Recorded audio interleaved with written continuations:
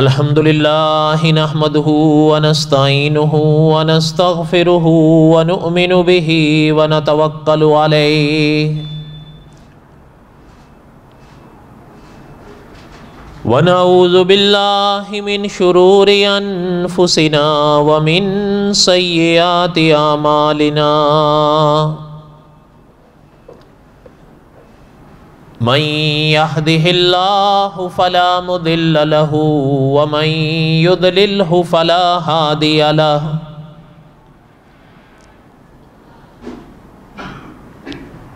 व नशहदु अल्ला इलाहा इल्लल्लाहु वहदहु ला शरीक लहु व नशहदु अन्ना सय्यदना व सनदना व मौलाना मुहम्मदन अब्दुहु व रसूलुहु।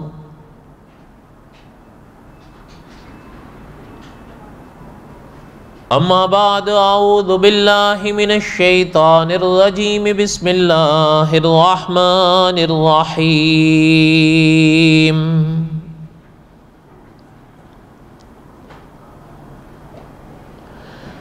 अलिफ लाम रा तिल्का आयातुल किताबिल मुबीन। इन्ना अंज़लनाहु कुरआनन अरबिय्यन लअल्लकुम ताक़िलून।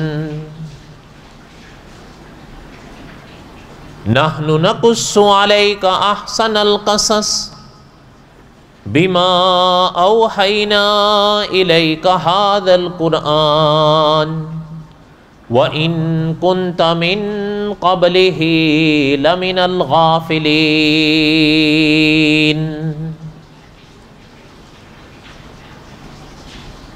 व क़ाल अल्लाहु तआला फ़ी मक़ामिन आख़र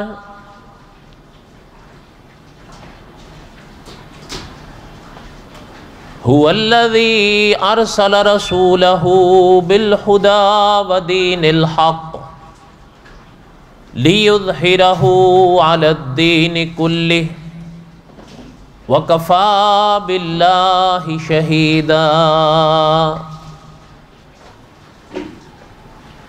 मुहम्मदुर रसूलुल्लाह वल्लज़ीना माहु अशिद्दाउ अलल कुफ़्फ़ार रुहमाउ बैनहुम।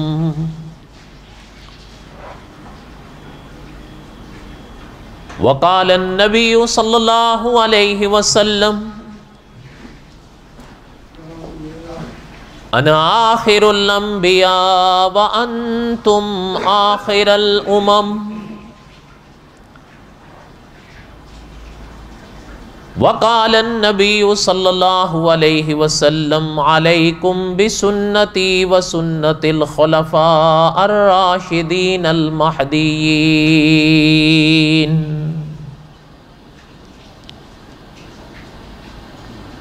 सदक़ल्लाहुल अज़ीम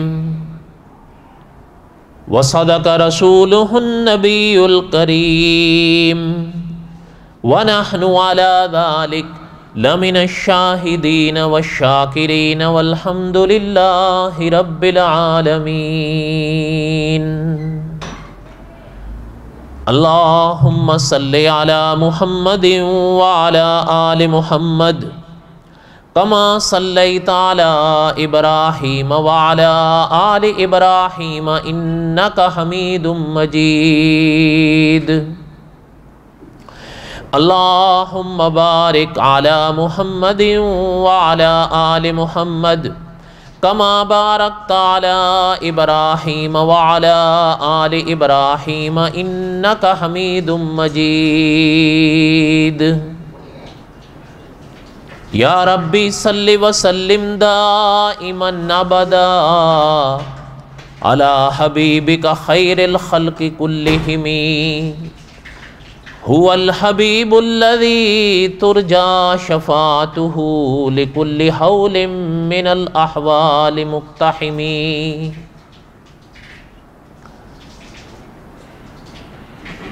हमा किस्म की हम्द व सना अल्लाह ज़ात लम यज़िल्लु ला यज़ाल की पाक ज़ात के लिए सिद्क़ के दिल से ला तादाद मरतबा दुरूद व सलाम इमामुल अंबिया हज़रत मुहम्मद रसूलुल्लाह सल्लल्लाहु अलैहि वसल्लम की पाक ज़ात के लिए क़ससुल अंबिया अलैहिमुस्सलाम के असबाब में दोहरा रहा था और हज़रत यूशा अलैहिस्सलाम के वाक़यात और उन वाक़यात का इब्तिदाई हिस्सा मैंने पढ़ा। उनमें फ़लस्तीन या बैतुल मक़दस का चूँकि ज़िक्र आता है, उस हवाले से मैंने बैतुल मक़दस की थोड़ी सी तारीख़ को दोहराने का इरादा किया था। उसमें से कुछ बातें मैंने दोहराई और आज भी उसी रुके हुए सिलसिले को मैं आगे पढ़ूँगा इंशाअल्लाह। चूँकि वो अंबिया की सरज़मीन है अलैहिमुस्सलातु वस्सलाम,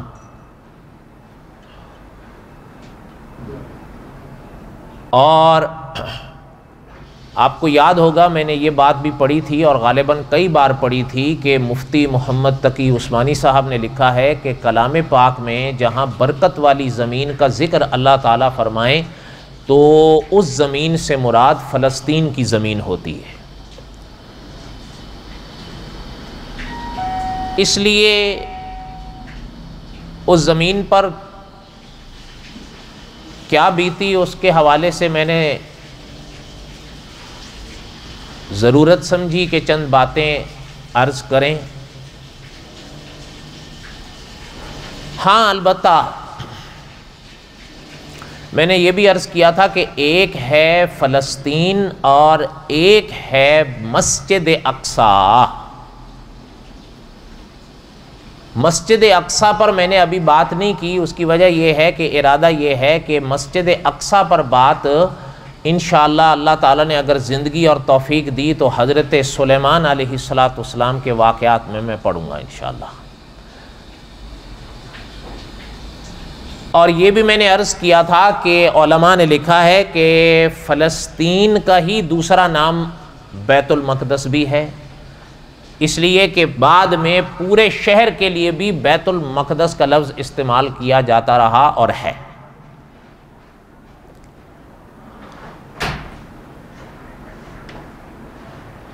जहाँ तक गुज़श्ता सबक का ताल्लुक़ है, मैं यहाँ तक पढ़ा था या दोहरा पाया था कि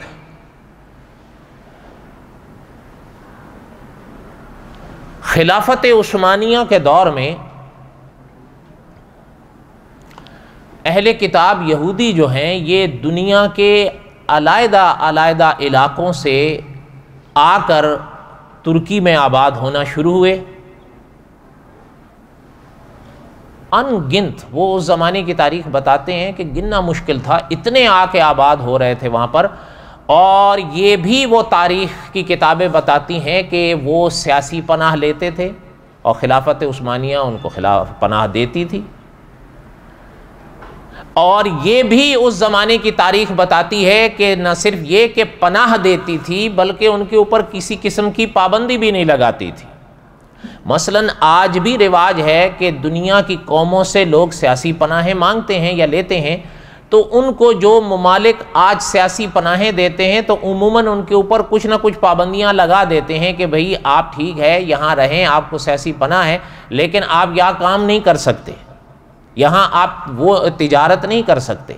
इस तरह की पाबंदियां लगा दी जाती हैं। लेकिन उस ज़माने की तारीख़ की किताबें बताती हैं कि खिलाफत उस्मानिया ने यहूदियों को सियासी पनाह तो दी उनके मांगने पर, लेकिन पाबंदियां कोई नहीं लगाई कि काम ना करें या तिजारत ना करें, ऐसी कोई पाबंदी उन पर नहीं लगाई। तो उनको जब इख्तियार था तो उन्होंने फिर काम भी किया, तिजारत भी की। और ये भी तारीख़ बताती है और ये सच है कि वो इन दोनों पहलुओं के तरफ अगर आप देखा जाए कि जिसे आप तिजारत कहें या काम कहें, इसमें वो बहुत आगे हैं। वो आगे बढ़ते रहे तो वो एक बावजूद इसके के सियासी पनाह में थे, लेकिन एक खुद बहुत बड़ी ताकत बन गए खिलाफत उस्मानिया के अंदर, माली लिहाज से भी और ताकत के लिहाज से भी।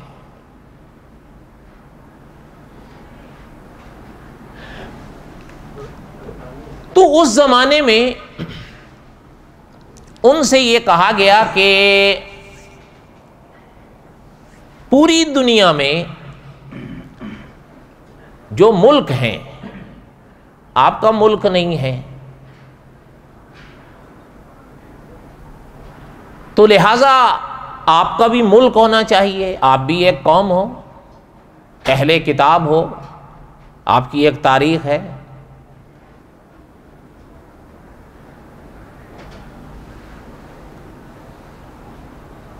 जब बात यहां तक पहुंची तो बाद उलमा ने तो यह भी लिखा है कि यह ऐन मुमकिन है कि उस जमाने में इनको इधर या उधर से तुर्की में आबाद करना या खिलाफत उस्मानिया की हुदूद में आबाद करने के पीछे भी मुमकिन है कि कोई ख्याल काम कर रहा हो, इसलिए कि हज़ारों की तादाद में खिलाफत उस्मानिया में सियासी बना लेने आ गए।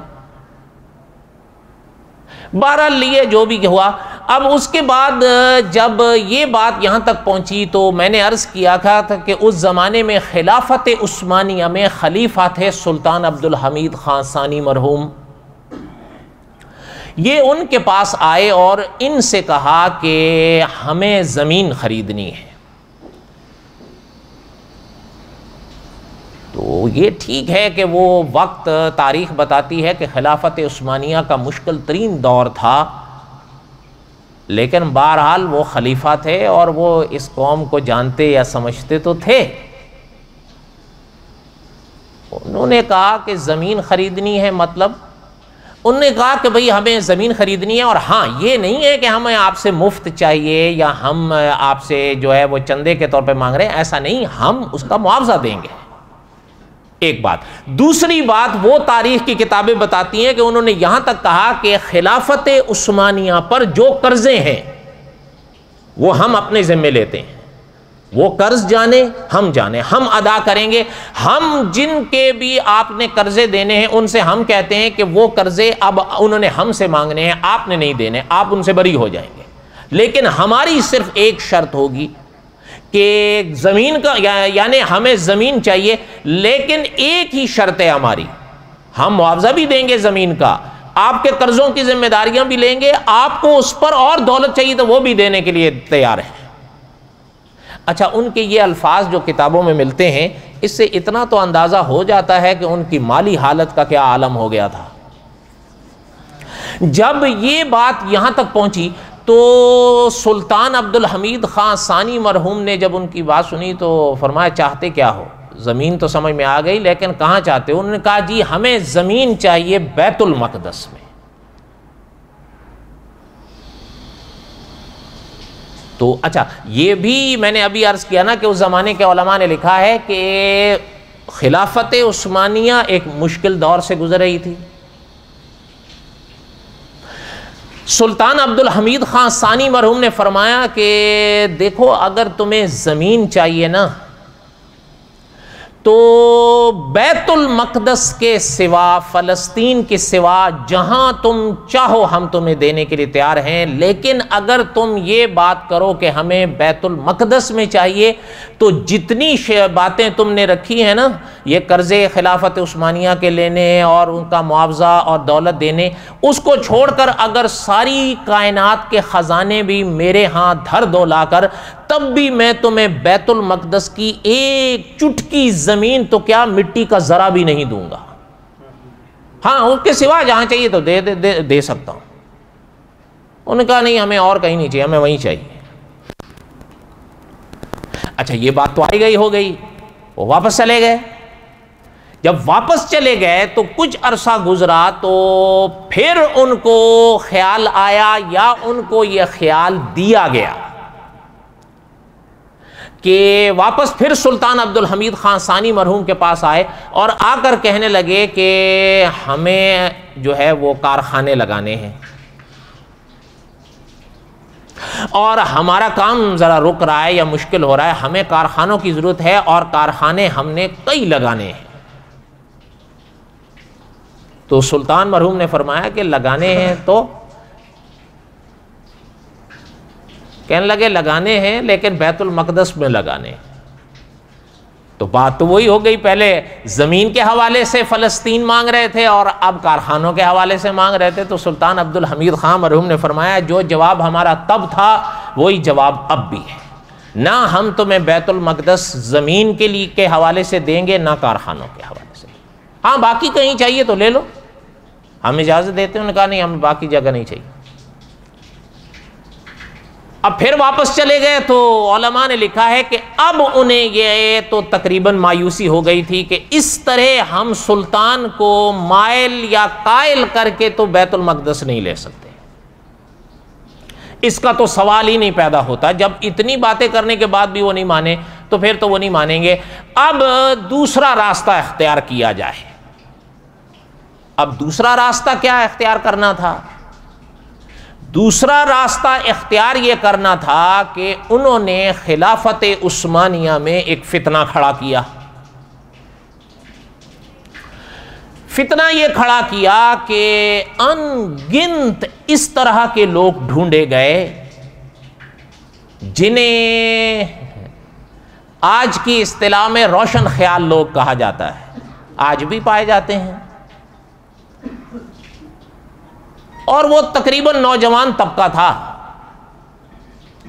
और अनगिनत ढूंढ ढूंढ कर चुन चुन कर उन्होंने ये तबका ढूंढा और उन्होंने खिलाफत उस्मानिया के अंदर खिलाफत के खिलाफ आवाज उठा दी।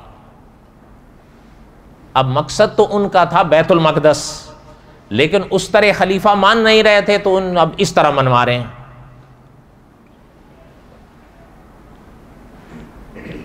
हिंद की एक बड़ी पुरानी कहावत रही है, जब ये हालात हुए थे ना, जब मुग़ल सल्तनत का मसला छिड़ा था, ये भी वही दौर था। मैंने पिछले या वस्ता जुमा में मैंने अर्ज़ किया था, ये दौर वही था। उधर खिलाफत उस्मानिया टूट रही थी और इधर मुग़लिया सल्तनत टूट रही थी। और ये तो खैर उस ज़माने की तारीख़ बताती है कि ये वो लोग समझ गए थे और मान गए थे कि जब तक खिलाफत को नहीं तोड़ा जाएगा उस वक्त तक मुसलमान मुल्कों को काबू नहीं किया जा सकता। ये जितने इनके काबू में आए हैं खिलाफत टूटने के बाद ही आए हैं।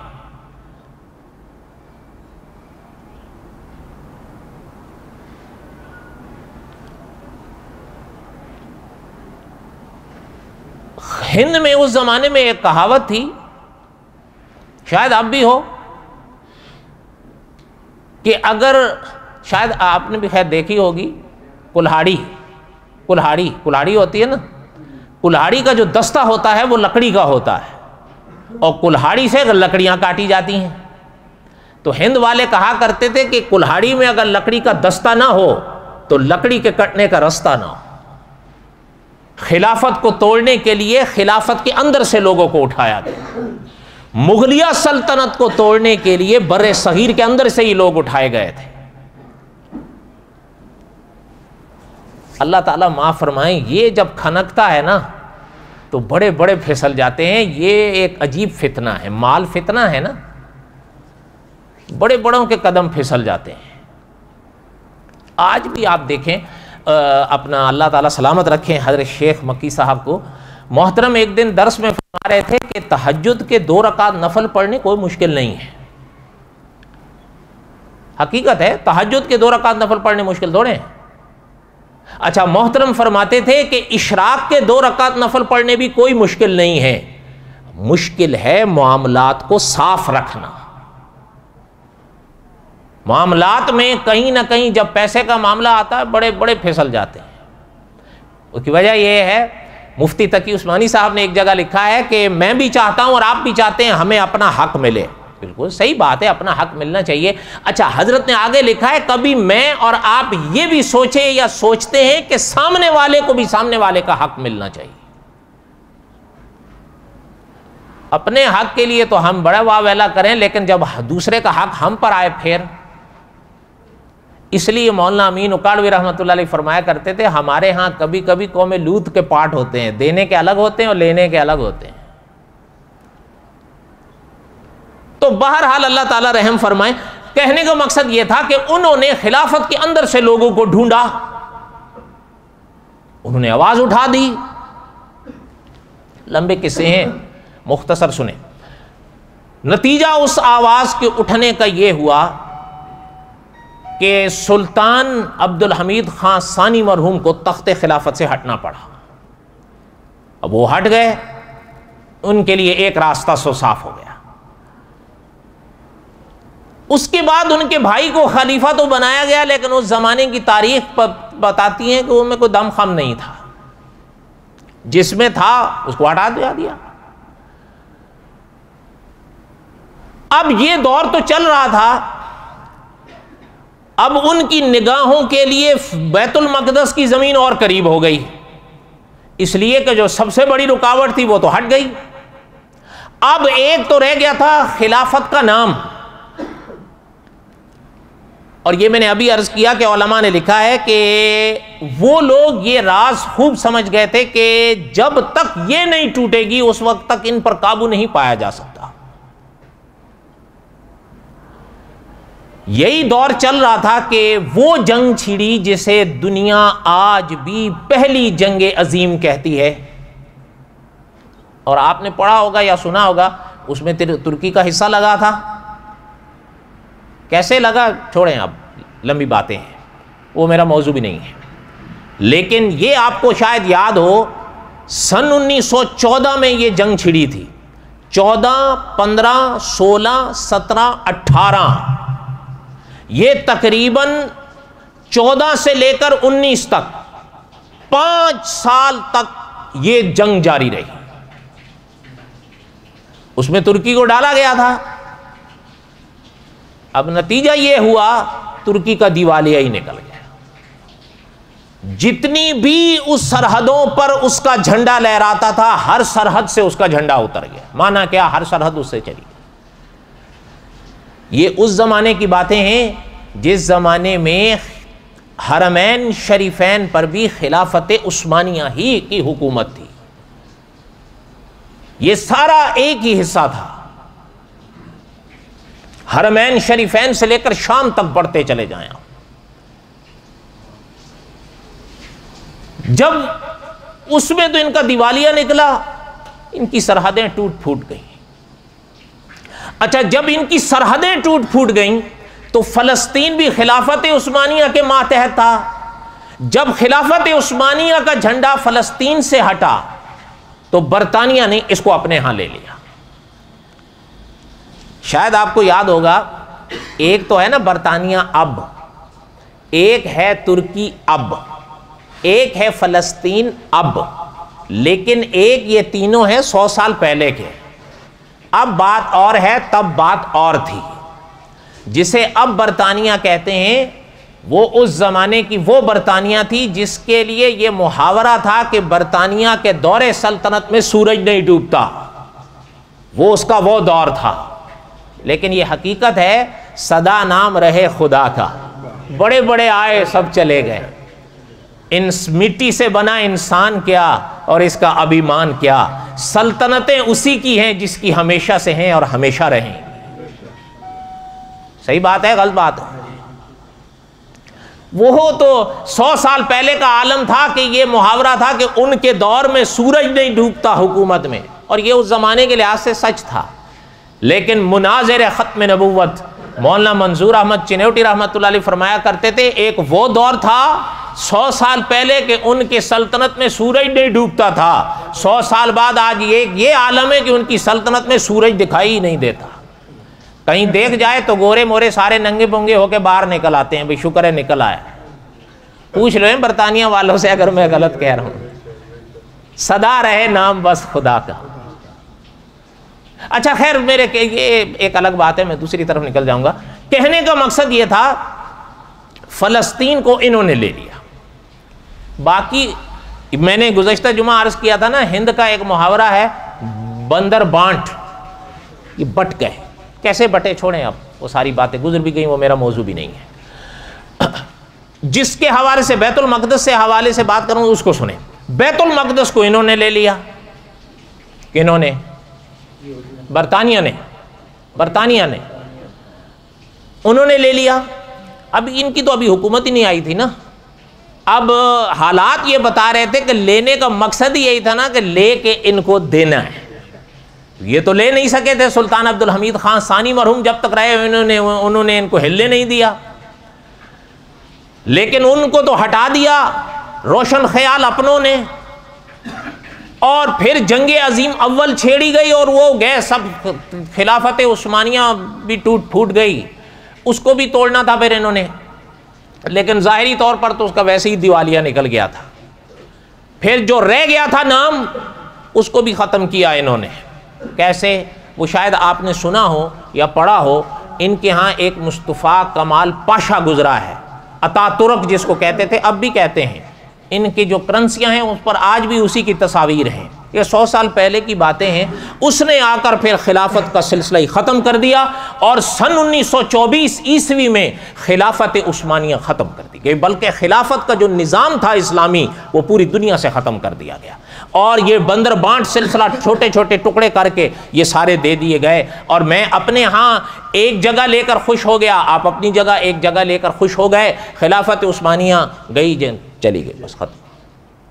और उसके बाद से तारीख को पढ़ें, फिर मुसलमानों का इत्तेहाद हुआ?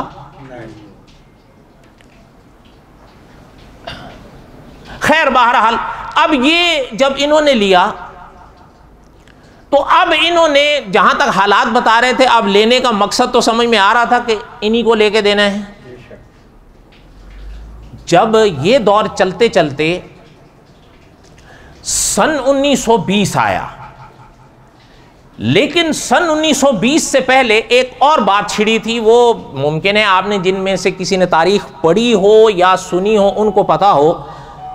एक इनकलाब उस जमाने में उठा था। एक तो ये जंगे अजीम थी ना, जंगे अजीम के ही दौरान एक इनकलाब उठा था जिसे इश्तिराकी इनकलाब कहते थे। ये इश्तिराकी इनकलाब उसी का दूसरा नाम है जिसे आपके यहां कम्युनिस्ट इनकलाब कहते हैं। ये कहां आया था नहीं पता? रूस में। कहां आया था? रूस में। इधर खिलाफत उस्मानिया थी ना, खिलाफत उस्मानिया इस तरफ थी। ये जो रूस के इलाके थे, इनकी रूस में उस जमाने में एक बादशाहत हुआ करती जिसे जार बादशाह कहते थे। और ये जो जार की बादशाही थी, इससे अवाम तंग आए हुए थे। उनके क्या मुसीबत है? अच्छा, उनकी तारीख पढ़ें तो पता चलता है क्यों तंग आए हुए थे। छोड़े, अब वो तंग आए हुए थे, इसके अंदर ये इश्तिराकी जैसे कम्युनिस्ट इनकलाब कहते हैं वो उठा रूस के अंदर। ये इस्लामी मुल्कों के मुल्क निकल गया। उस जमाने की तारीखें पढ़े, इस्लामी ममालिक के मुल्कों के मुल्क निकल गया और सोवियत यूनियन के नाम से एक पूरी ममलिकत सल्तनत वजूद में आकर दुनिया के नक्शे पर जाहिर हुई। उसे कम्युनिस्ट इनकलाब कहते थे ना। आप उस जमाने की तारीख पढ़ें, वो मुसलमान जिनके जबीनों पर सिजदों के निशान होते थे, वो कुरान पाक के औरात देखने के लिए तरसते थे। उस जमाने के मुसलमानों की बातें आज भी आप तारीख की किताबों में पढ़ें, वो बताते हैं कि यह आलम हो गया था कि अगर हम रोड पे नहीं, अगर घर में नमाज पढ़ें और अगर सिपाही अचानक आ जाएं कि नमाज पढ़ रहे हैं, 3 साल कैद होती थी सिर्फ नमाज पढ़ने के जुर्म में। कितनी? कुरान पाक वगैरह तो रखने का सवाल ही नहीं पैदा होता था। और अगर बाहर कहीं पढ़ लिया आपने, जिसे आपकी जुबान में पब्लिक एरिया कहते हैं, वहां अगर सिपाहियों ने पकड़ा तो अदालत के यहां आपके लिए 5 साल की कैद होती थी। कोई पढ़ेगा? आप और मैं तो वैसे नहीं पढ़ते, तो तब तो खुला बहाना था कि जी अब वो कहते हैं कैसे पढ़े, मार डालेंगे। पढ़नी थी, आप बताओ। वो उस जमाने के मुसलमान किस तरह अपने ईमान को बचाए हैं, ये तारीख का एक हिस्सा है। मेरे और आपके पास कदर इसलिए नहीं है कि हमारे पास हर सहूलत मौजूद है, हम पर कोई पाबंदी नहीं है, लेकिन हम पर नहीं पढ़ना चाहते। नाराज नहीं होना, मैं पूछना भी नहीं चाहता आप में से कितने हैं जिन्होंने आज फजर पढ़ी है। मैं नहीं पूछना चाहता, आप बताएं भी नहीं। जिसने पढ़ी अल्हम्दुलिल्लाह, लेकिन ई खाना हम आफ्ताब अस्त होगा। जुमा तो सब पढ़ते हैं, अच्छा फजर माफ है? बस ठीक है, जुमा पढ़ लेते हैं, ठीक है, आखिर 8 वाले भी तो बनना है ना। नमाजियों की एक किस्म 8 वाली भी है ना, एक 8 वाले हैं, एक 68 वाले हैं, एक 360 वाले हैं और एक 61 वाले हैं। उनसे कोई पूछे पता चलता है किस तरह उन्होंने दीन इस्लाम पढ़ा था। वो कभी अल्लाह ने जिंदगी दी तो किसी मौके पे, खैर ये जब इनकलाब उठा तो ये तो इस्लामी ममालिक मुल्कों के मुल्क निकल गया, सोवियत यूनियन बना, कैमन। अच्छा, ये मेरा वो मौजू किस लिए मैं आपको बता रहा हूं वो सुनिएगा। इधर जब ये बैतुल मक़दस का मसला छिड़ा, उधर बरतानिया ने उसको ले लिया, इधर जो ये कम्युनिस्ट इनकलाब उठा इसने ये इस्लामी मुल्कों के मुल्क निगल लिए।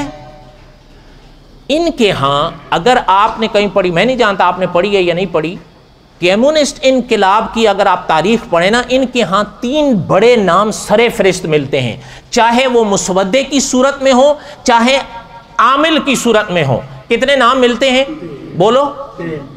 तीनों के तीनों यहूदी थे, तीनों के तीनों बोले, तीनों के तीनों यहूदी थे।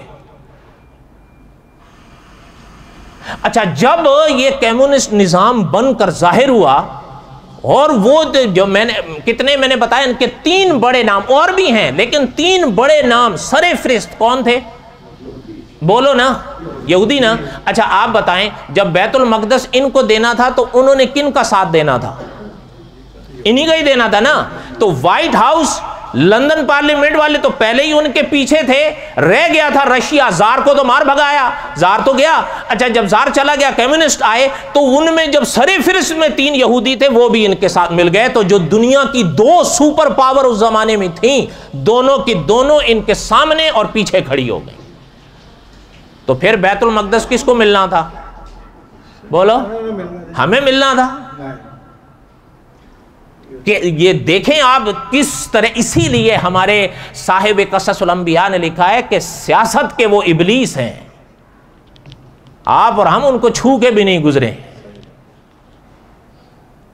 और फिर ये दुनिया है, जो जैसी चाल चलेगा उसकी चाल चल जाएगी, इल्ला माशाअल्लाह। अच्छा, जो बात आपसे अर्ज कर रहा था, जब ये आए, अच्छा एक ये भी एक चीज़ है, आप तो शायद माने या ना माने, लेकिन एक बात मैं आपको बताऊं, इस दुनिया में इस वक्त 2 बड़ी ताकतें हैं मजहब के लिहाज से। हुकूमतों के लिहाज से तो अपने मुकाम पर हैं ये, लेकिन मजहब के लिहाज से, अदद के लिहाज से 2 बड़ी ताकतें सबसे ऊपर हैं। एक अल्हम्दुलिल्लाह मुसलमान है और दूसरे ईसाई हैं। ये लगभग अदद के लिहाज से आगे पीछे ही चलते हैं।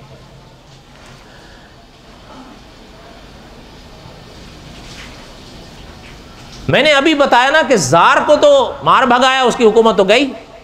वहां कम्युनिस्ट इनकलाब आया तो उसकी जड़ों में जो बुनियाद में बैठे हुए थे कितने थे, और वो कौन थे? अब सुनना, हजरत मसीह अलैहिस्सलाम को जब रफा हुआ, पिछले जुमे मैंने बताया था ना कि हजरत के रफा को तो हम भी मानते हैं, ईसाई भी मानते हैं। हजरत का जब रफा हुआ तो हाँ, यानी आप और हम कुछ कहें तो वो तो नहीं मानेंगे, वो कहेंगे ये तो तुम लोग कह रहे हो।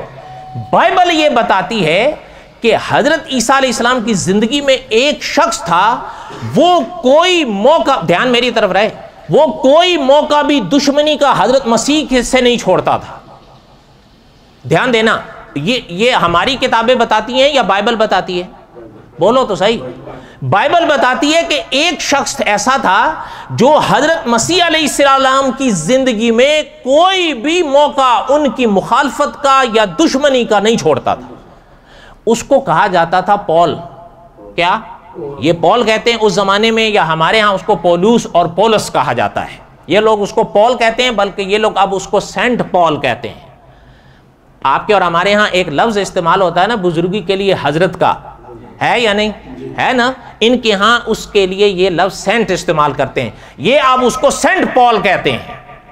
वो किताबें बताती हैं जब हजरत ईसा अलैहिस्सलाम का रफा हुआ, सुनना बात, ये अल्लाह ने जिंदगी दी तो क़ससुल अंबिया के आखिर में मैं दिखा के सुनाऊंगा, अभी जुबानी सुनो।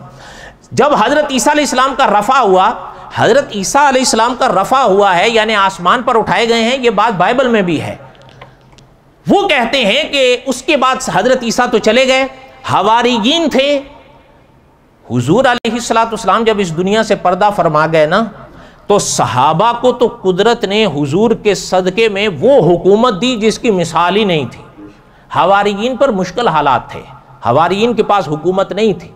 हजरत ईसा जब चले गए हैं, बाइबल बताती है कि यही पॉल हवारीयीन के पास आया और रो रहा है, निढाल हो रहा है, और कई लोगों को उसके उस रोने पर एतबार नहीं हो रहा था कि ये क्या है, ओ भाई क्या हुआ तुझे।